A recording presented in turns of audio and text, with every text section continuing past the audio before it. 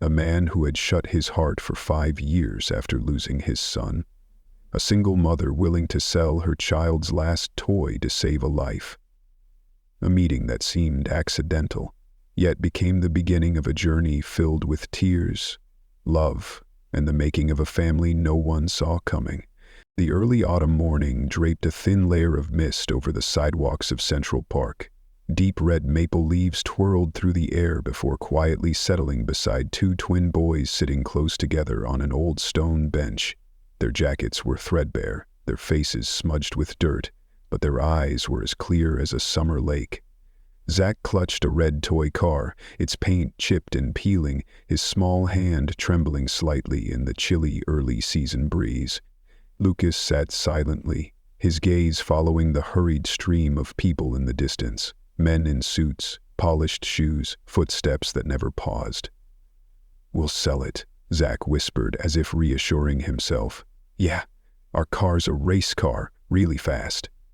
Lucas nodded, lips pressed tight, his sunken cheeks a sign of hunger since yesterday. Breakfast was no longer on their minds. Their goal was something far greater, money for their mother's medicine. She lay curled up on an old mattress in their 4th-floor tenement room, her skin pale, her breathing growing weaker.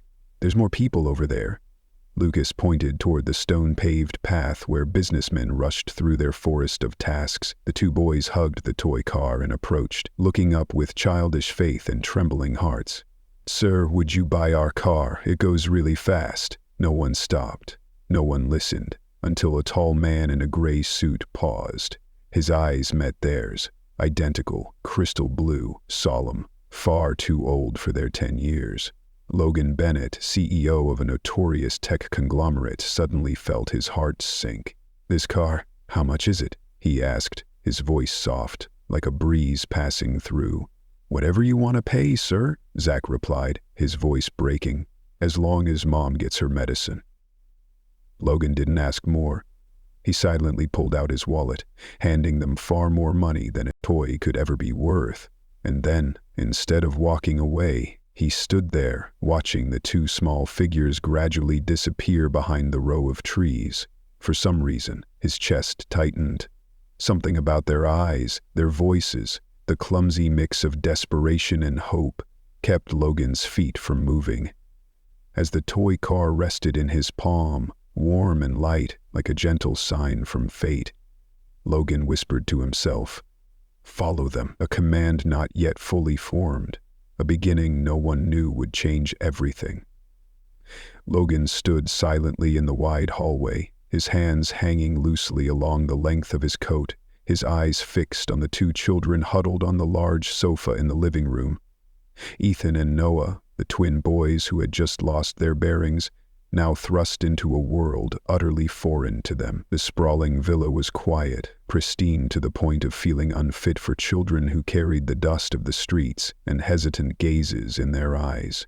He cleared his throat softly and approached, each step cautious, as if afraid to shatter the fragility in the air. Ethan looked up at him while Noah clung tightly to an oversized pillow, his round eyes wide with bewilderment.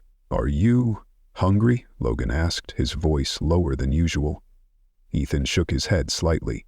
Logan scratched his head, unsure of what to say next. $1,000,000 negotiations had never left him this flustered. "There's a lot of food here.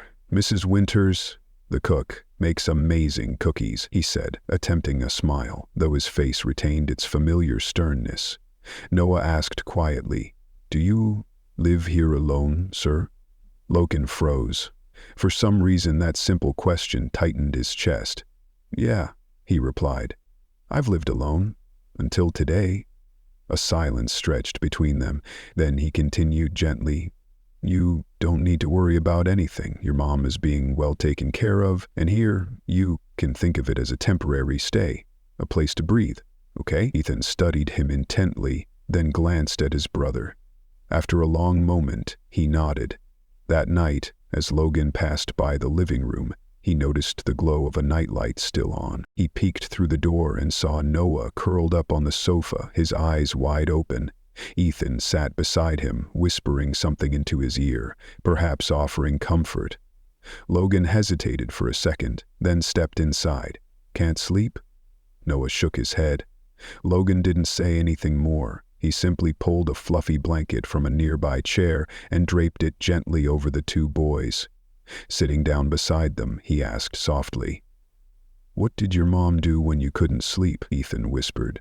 "She'd sing, but her voice was terrible, so we'd laugh and fall asleep anyway." Logan let out a quiet chuckle. "I can't sing either, but if it's just sitting here, I can do that." And so he stayed. His hand rested lightly on Noah's shoulder, while Ethan's head leaned against his arm at some unnoticed point. In that warm, quiet moment, for the first time, Logan felt he was doing something right, not as a businessman, but as a man learning to become a pillar of support. The sky hadn't fully brightened yet, the faint light of dawn, still obscured by a thick fog beyond the glass window. Logan sat alone in the kitchen, cradling a cup of coffee that had long gone cold. Outside in the hallway, the tiny footsteps of the two boys who had just woken up softened the coldness of the space a little. He closed his eyes and let out a quiet breath. The phone's ringtone broke the silence, sending a slight pang through his chest. It was a call from the hospital. "Mr. Logan Harrison?" A nurse's voice came through, gentle but urgent. "Yes, this is me. We'd like to update you on Natalie Bennett's condition. She had a high fever last night, but it's been brought down. However, the doctor requests a family member to come sign for a new treatment plan." Logan gripped the phone tightly. "I'll be there right away." The hospital doors gleamed white, and the sharp smell of antiseptic hit him, making him wince slightly. But his eyes never left the bed where Natalie lay, her skin pale, lips cracked and dry, though her breathing had steadied. One hand rested on her stomach, the other hung limply off the edge of the bed. He approached quietly, sitting down on the chair beside her. His fingers brushed the back of her hand lightly before pulling back, as if afraid to startle her. How long had it been since he'd sat beside someone like this, not to sign a contract or negotiate, but just to be there? Natalie stirred faintly, her heavy eyelids fluttering open. She recognized him, a flicker of surprise softening into something calmer. "You actually came?" Her voice rasped, light as a breeze. "Yeah," he replied, trying to keep his voice steady. "You had a high fever. The doctor needs someone to sign." She gave a faint smile, so weak it made his heart clench. "I thought, if something happened to me, what would become of the kids?" He didn't respond. He just lowered his head, taking her hand again. This time, he didn't let go. Natalie looked at him, her eyes shimmering as if holding back tears. "You don't have to do all this, Logan. I know, the kids and I are just a small part that stumbled into your life." Logan went still. Then he shook his head, his voice roughening. "You didn't stumble into anything. You're someone I didn't know I was looking for." They both fell silent. But in that silence, there was something greater than words, like a promise, unspoken yet clearer and warmer than any contract he'd ever signed. When the nurse came in to check the IV, Logan stood up. Before leaving, he leaned close and whispered softly, "I'll take care of the rest." Logan stood silently before the white-painted wooden door at the end of the second-floor hallway, the only door in the house that was always locked, always avoided. The kids had asked about it a few times, and Natalie had once glanced at it but never pressed. Everyone understood there were silences not meant to be disturbed. But this morning, when Lucas accidentally brushed the doorknob and said, "Bet there's treasure you've hidden in there," Logan felt a sharp pang in his chest, not because the boy was wrong, but because there was treasure inside. Only it was a treasure that had once shattered. Late afternoon. The house was quiet, save for the gentle rustle of wind through the trees in the backyard. Logan held a set of keys standing before that door. His hand trembled slightly as he inserted the key. The soft click was barely audible, but it was enough to unleash a flood of the past. The door swung open. A faint scent wafted out, the stale smell of time, of days that had once been peaceful. Inside was a small room painted pale blue. A papier-mâché model of the solar system hung from the ceiling, thick with dust. A small bed with a dinosaur-patitered blanket, a low bookshelf, a few books spilling over the edge, and a photo.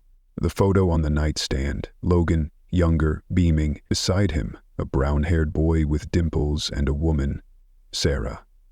A family. He stepped inside slowly, as if afraid everything might vanish if he moved too quickly. His hand brushed lightly over the small desk. On it, a metal toy car remained, its paint scratched at the front. Thomas had cried when he dropped it on his 5th birthday.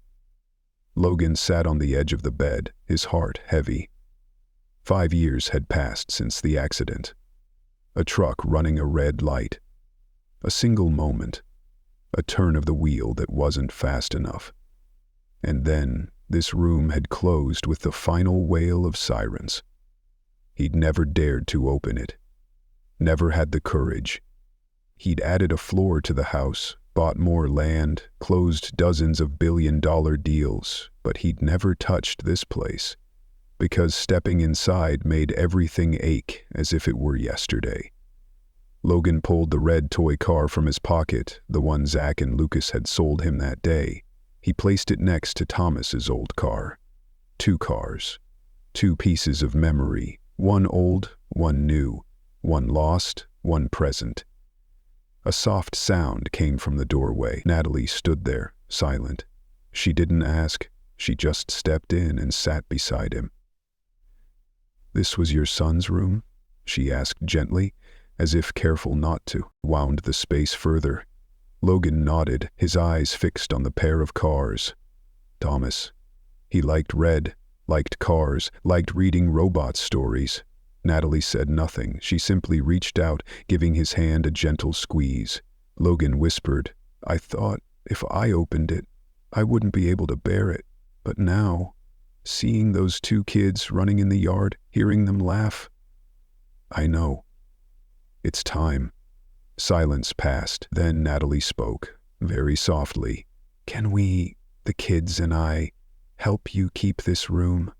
Not to replace anything, but to remember, to keep living." For the first time in years, Logan nodded, without feeling choked. Late afternoon sunlight filtered through the large glass window, casting a warm glow into the villa's main hall. Natalie was in the kitchen with Mrs. Whitaker preparing dinner, while Logan sat in the library reviewing some documents. The kids had been told no running in the house. A simple rule, but not an easy one for 2 boys brimming with boundless energy. The sound of pattering footsteps echoed, laughter rang out. Then a crash shattered the peaceful air. Natalie turned in alarm. Logan shot up from his chair. They rushed out together and found Lucas standing frozen amid the shards of an antique ceramic vase that had sat on the corner table. His wide eyes trembled. Zach stood behind him, lips pressed tight, face pale. Logan recognized it instantly. The vase was a memento from his first business trip with his father. A valuable piece both in worth and memory, now broken, beyond repair. Lucas couldn't speak. His lips quivered, then stammered out, I didn't mean to. I was just chasing Zach and I hit the table." Natalie placed a gentle hand on Logan's shoulder. A single gesture, wordless, but it was enough to halt the reflex rising in his throat. Logan stepped forward slowly. He looked at the scattered fragments, then at Lucas. The boy, hiding his hands behind his back, as if afraid they'd cause more harm. A long silence passed. Then Logan knelt down, meeting Lucas's eyes. "Are you hurt?" His voice was softer than he'd expected. The boy shook his head, tears spilling over. "I know I broke something important." "I'm sorry," Lucas sobbed. Logan let out a quiet breath. He glanced around, then back at the boy's eyes. "Do you know why that vase mattered?" Lucas shook his head, confused. "Because my father gave it to me, but you know what? It's just a thing. The people I care about, they can't be replaced. Knowing you're okay makes me feel better already." Lucas looked up, surprise mingling with uncertainty. Logan reached out, brushing a shard from the boy's foot, then pulled him into an embrace, awkward but firm enough for Lucas to break down crying on his shoulder. Natalie stood there, quietly wiping her own tears. Zach shuffled closer, hesitant. "It's my fault. I dared Lucas to chase me." Logan opened his arms wider, pulling both boys in. "It's okay, we'll clean it up together. And who knows, maybe that table will have room for a photo someday, or something you two make yourselves." That night, as Logan finished washing his hands in the kitchen, Natalie handed him a warm cup of tea. "You did really well today." Logan gave a small smile. "It's strange. When the vase broke, my first instinct wasn't anger. It was fear.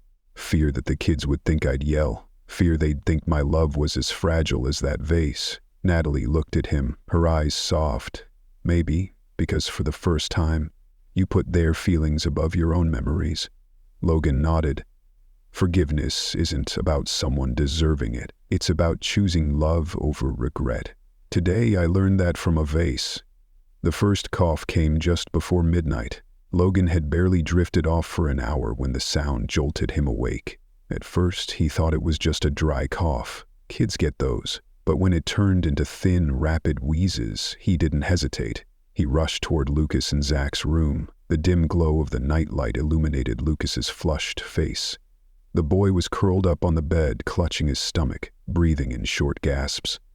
Zach sat beside him, eyes wide with panic, his hands gripping his brother's shoulder tightly. "He's been feverish since this afternoon. I noticed he was tired, but we didn't want to bother you. Zach, you did well. Let me handle it now." Logan kept his voice steady, but his heart was pounding. He leaned down, touching Lucas's forehead. It was burning. The boy's breaths were raspy, his chest rising and falling unevenly.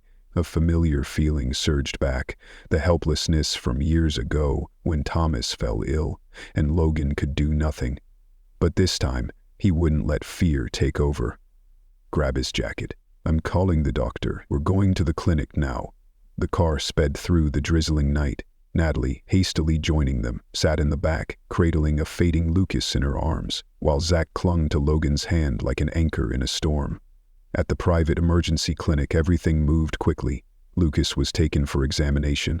Zach was soothed with a cup of warm milk from a nurse. Logan stood outside the treatment room, hands clenched, eyes tense. 1 hour, then 2. Finally, the doctor emerged. "Viral fever, not a severe complication. The boy's exhausted and dehydrated. We've given him fluids. He can rest at home, but keep a close watch." Logan exhaled, slumping slightly against the wall as if he'd been holding his breath for hours. On the drive back, Zach fell asleep with his head on Logan's shoulder, while Lucas, though exhausted, cracked his eyes open. He whispered, his voice frail. "I thought I was going to die. I was so scared. But you were there." Logan gently squeezed the boy's hand. "I was scared too, Lucas. Really scared. But when you need me, I'll always be there." Back home, as he settled Lucas into bed, Zach still wouldn't leave his side. Logan wiped Lucas's forehead with a warm cloth, changed the cooling pack. When he turned, Zach was still there, eyes wide open. "Go to sleep. I'll watch him." Zach shook his head. I'm scared he'll stop breathing if I fall asleep." Logan sat beside the boy. A moment later, he wasn't sure who reached out first, but their hands found each other, fingers intertwined. The room was silent. Only the ticking of the clock remained, and Lucas's slow, steady breaths gradually stabilized. At dawn, Zach finally drifted off, his head resting on Logan's arm. Logan looked at the two boys. In that moment, he wasn't the powerful CEO. He wasn't the man who always had control. He was just a father, full of worry but also full of love, sitting vigil by his children, learning to face a nameless fear. He realized then, love doesn't always arrive with a call. Sometimes it grows in the quiet of a sleepless night. Logan sat alone in the library when Rachel walked in. She didn't say anything at first. She just stood silently by the window, her gaze drifting to the garden where Lucas and Ethan were running around, clutching a paper kite they'd made themselves.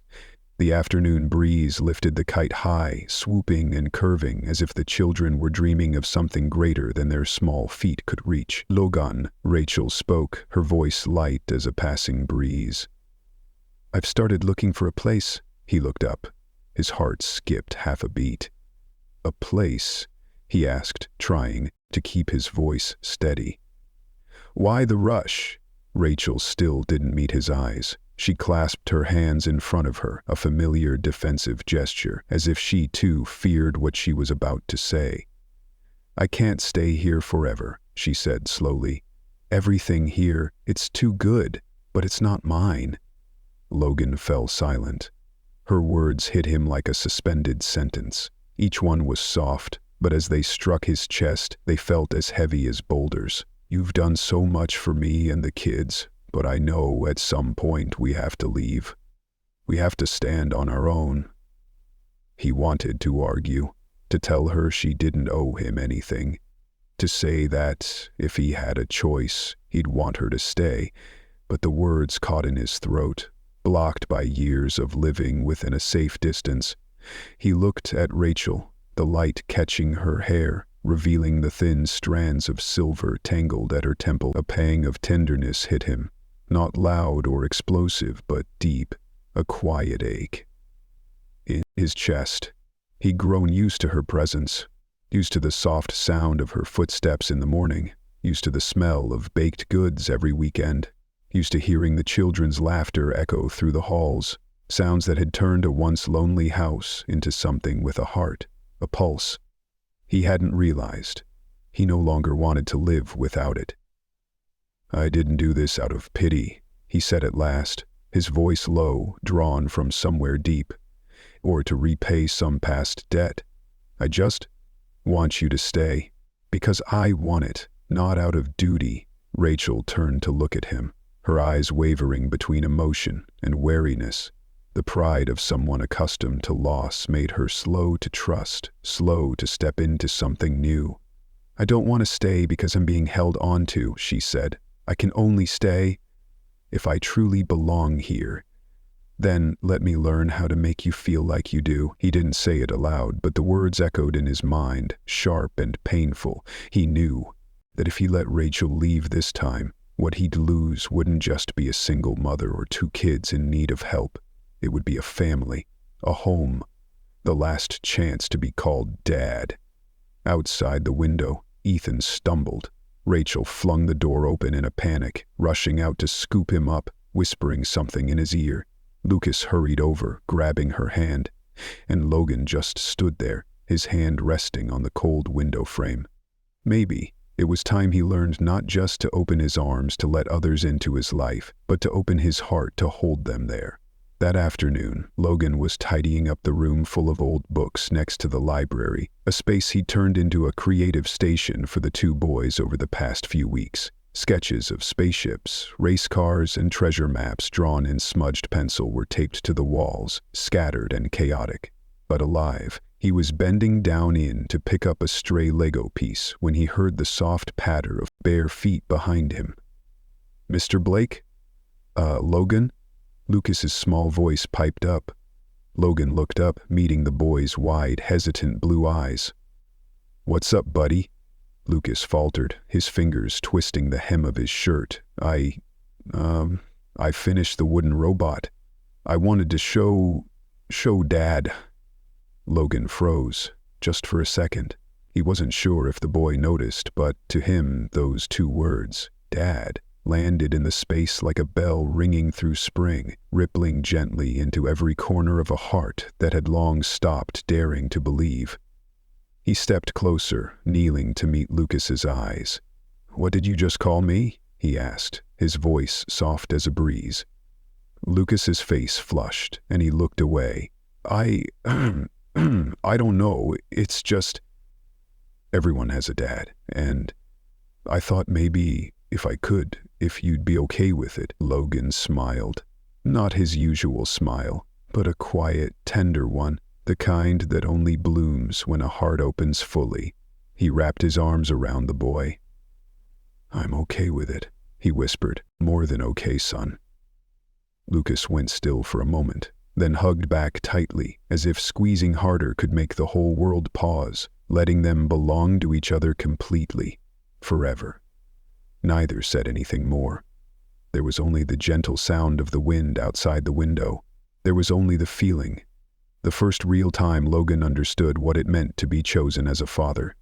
Not out of duty, not out of title, but out of love.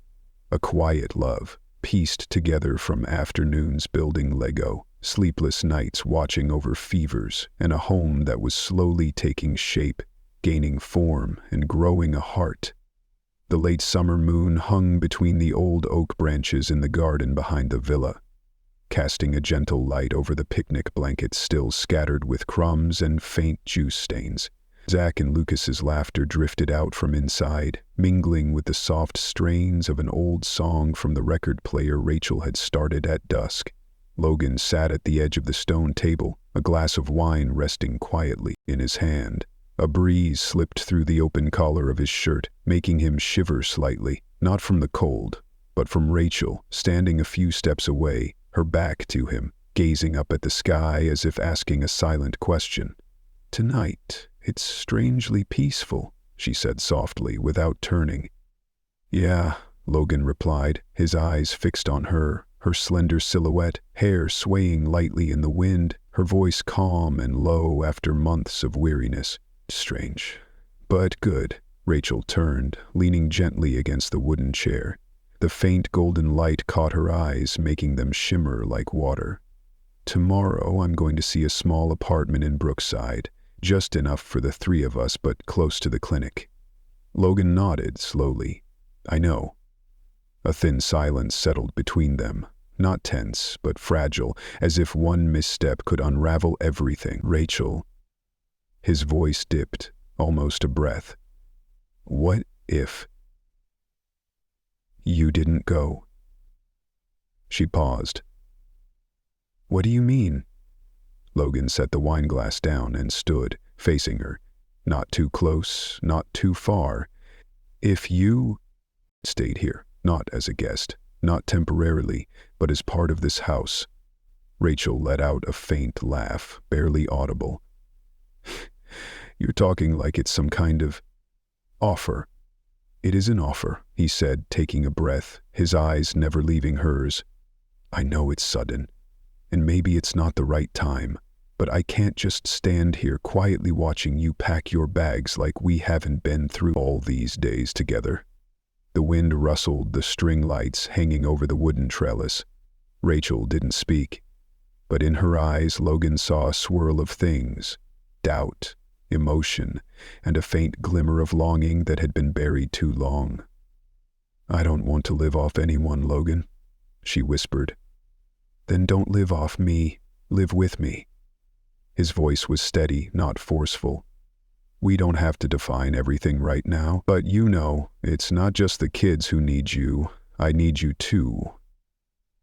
This time Rachel stepped closer, very close. Her hand rested lightly on his chest, where his heartbeat pulsed, unguarded. "If I stay," she looked up at him, "are you ready for that to really change your life?" Logan nodded. "My life changed the day I saw those two kids clutching that old toy car, trembling in the park. The question is, are we brave enough to call what's starting a family?" Rachel smiled, an unguarded smile. She leaned into him, just lightly, but enough for them both to know. Old wounds were no longer a barrier. There was only a path ahead, two broken people, once shattered, reaching for each other to keep going. The afternoon sun poured honey-gold light over the garden behind Logan's villa. Rose petals swayed gently in the breeze. Zach and Lucas, now familiar with every tree and stone in this space, chased each other across the lawn, their laughter ringing out like tiny bells. Logan stood on the doorstep, watching the boys, a cooled cup of tea in his hand. Beside him, Rachel, soft in a cream linen dress, rested her hand on his arm. Her warmth made him exhale a long breath, as if releasing years of a tightly guarded heart. "I never thought I'd have a home again," Rachel said quietly, her eyes glistening, but her lips curved in a smile. "Neither did I," Logan replied, turning to her, his voice low and warm like the fading daylight. Maybe because we've both lost so much, we've learned to cherish everything we have now. That afternoon, they took the boys to the small lake out back. On the wooden boat, Rachel sat in the middle, Logan rowed slowly, and Zach and Lucas held a little box Logan had entrusted to them. Inside was a letter he'd written to Thomas, his lost son, along with the small toy car from years ago. When the boat reached the center of the lake, Logan stopped rowing. The wind rippled to the water's surface, the sky an uncanny blue. "Son," he said, his voice breaking with each word, "I've learned to keep living, not to forget you, but so you can be proud of me." Zach and Lucas opened the box together, releasing the tiny car onto the water. It spun in circles before drifting away, a gentle farewell. Rachel gripped Logan's hand tightly, and in that moment, the past was laid to rest, peacefully. That evening, under the porch draped in golden lights, a small celebration unfolded with laughter, cake, paper flowers, and 2 sheets of paper scribbled with the words, "Welcome home, Mom, Dad." "Lucas." Logan hesitated as the boy handed him another piece of paper. "I drew this at school," Lucas said. "It's our family, me, Zach, Mom, and Dad. That's you, Logan." Logan froze. "Dad?" Lucas beamed. "We decided. If you're okay with it." Logan knelt down, pulling both boys into his arms, his voice thick. "Nothing could make me happier." That night, as Rachel leaned her head on his shoulder on the back porch, Logan whispered, "We're a family now, aren't we?" Rachel nodded, smiling through tears. A family. Truly. Above, the night sky sparkled, bearing witness to a new beginning. This time, forever. Today's story is a gentle reminder that love can heal even the deepest wounds, and that family isn't always about blood. It's about choice and wholehearted affection. Thank you for staying with us until the very end. See you again in our next heartwarming tale.